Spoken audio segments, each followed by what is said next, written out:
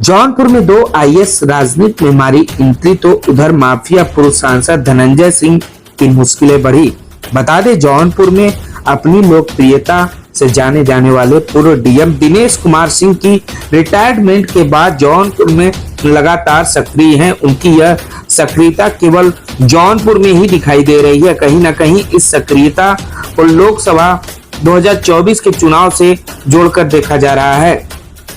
जिस तरीके से डीएम व पूर्व कमिश्नर रिटायरमेंट होने के बाद जौनपुर की जनता के बीच इतना लगाव है, वह भले ही जौनपुर में नहीं रहते लेकिन हफ्ता 10 दिन में जौनपुर पहुंचते रहते हैं और जौनपुर पहुंचने के बाद सबसे पहले चौकिया माता का दर्शन पूजन करते हैं। कहते हैं कि चौकिया माता की दर्शन करने का लालसा रहती है, लेकिन कहीं ना कहीं उनके जानने वाले इसके पीछे कुछ और ही कारण बता रहे हैं। लोग उनके न सिर्फ माफिया पूर्व सांसद धनंजय सिंह की परेशानी बढ़ी है, बल्कि कुछ दिन पहले आईएएस की इस्तीफा देने वाले आईएएस अभिषेक सिंह की भी मुश्किलें बढ़ रही हैं। हो सकता है इतना पढ़ने के बाद आप समझ गए होंगे कि मेरा इशारा कहाँ है। जी हाँ, मेरा इशारा अगले लोकसभा चुनाव की तरफ है। देश में अगला लोकसभा चुनाव अभी भले ही 7 महीने दूर है, लेकिन हलचल हर तरफ तेजी हो चुकी है।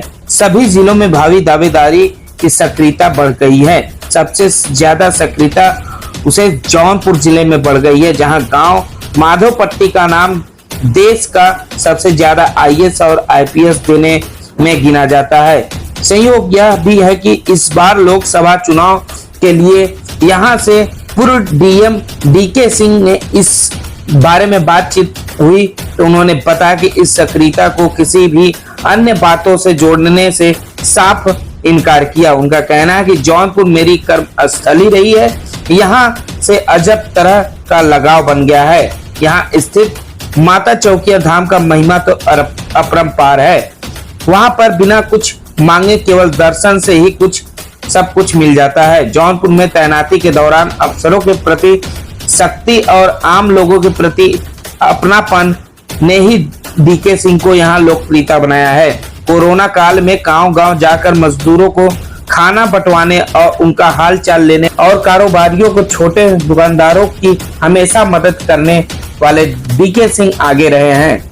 कई बार ऐसे मौके आए जब पुलिस कर्मियों की शिकायत भी लोग एसपी की जगह डीएम के पास लेकर पहुंच जाते थे। चौकिया धाम के दुकानदारों को भी पुलिस वाले परेशान करते थे, तब डीके सिंह ने ही उनकी परेशानी दूर की थी। डीएम डीके सिंह को यहाँ की जिला पंचायत का प्रशासक भी नियुक्त किया गया था। उस दौरान किए गए कार्य लोग आज भी याद करते हैं। ऐसे में जब चर्चा उनके लोकसभा चुनाव में उतरने की होने लगी तो भावी प्रत्याशी माफिया धनंजय सिंह और आईएएस अभिषेक सिंह की मुश्किलें बढ़नी लाजमी है। डीके सिंह ने भले ही लोकसभा चुनाव में उतरने की किसी संभावना से साफ इनकार कर दिया हो, लेकिन आईएएस अभिषेक सिंह ने गणेश उत्सव के दौरान पूछे गए इसी तरह के सवाल पर इनकार नहीं किया था। अब तो अभिषेक सिंह ने आईएएस से इस्तीफा भी दे दिया है। ऐसा माना जा रहा है कि वह जौनपुर से सांसदी के मैदान में उतर सकते हैं। अभिषेक सिंह के अलावा माफिया और पूर्व सांसद धनंजय सिंह भी पहले से ही यहाँ के दावेदार है। कहा जाता है कि इस बार वह जदयू से टिकट के प्रयास में लगे हैं। नीतीश कुमार की पार्टी जदयू ने धनंजय सिंह को राष्ट्रीय महासचिव जैसा अहम पद भी दिया है। जदयू सपा के साथ इंडिया गठबंधन में पिछली बार सपा ने जौनपुर की सीट बसपा को दी थी, इस बार जदयू को भी दे सकती है। पहले तो बात हम धनंजय सिंह की करते हैं। धनंजय सिंह के दबदबे को इस तरह समझा जा सकता है कि यहाँ की रारी सीट से निर्दल ही चुनाव जीतकर पहली बार विधायक बन गए थे। अगला चुनाव बसपा के टिकट पर लड़ा, दोबारा विधायक बने। 2009 में बसपा ने धनंजय सिंह को लोकसभा मैदान में उतारा और यहाँ भी जीत हासिल की। 2014 में भी धनंजय सिंह मैदान में उतरे लेकिन जीत न सके। इसके बाद अपने पुराने क्षेत्र रारी में लौटे और परसीमन के बाद बने मल्हनी से विधानसभा का चुनाव लड़ा, लेकिन सफलता हाथ से निकल चुकी थी। आरोप सपा और तत्कालीन अधिकारियों पर लगाया। 2017 में सपा के पारसनाथ ने धनंजय सिंह को हराया। उनके निधन के बाद हुए उपचुनाव में पारसनाथ के बेटे लकी यादव ने भी हराया। इस हार का ठिकरा धनंजय सिंह के तत्कालीन डीएम डीके सिंह पर फोड़ा गया।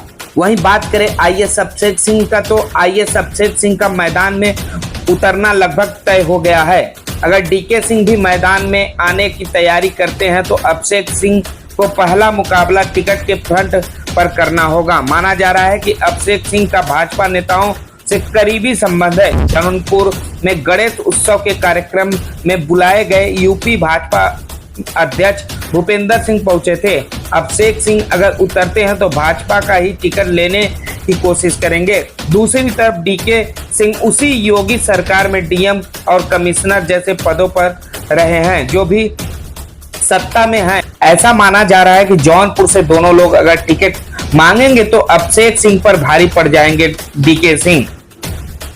अभिषेक सिंह ने जौनपुर में अपना माहौल बनाने के लिए केवल गणेश उत्सव जैसा आयोजन किया है, जबकि डीके सिंह डीएम रहते हुए और आज भी लगातार लोगों के बीच रहे, उनसे मिल रहे हैं, आज भी उनके सुख दुख में शामिल हो रहे हैं। और डीके सिंह के फेसबुक पेज को देखें तो साफ हो जाएगा कि उनका जौनपुर के लोगों के कितना लगाव है। ऐसी स्थिति में आईएएस अभिषेक सिंह की मुश्किलें डीके सिंह के मैदान में उतरने की संभावना से ही बढ़नी तय है।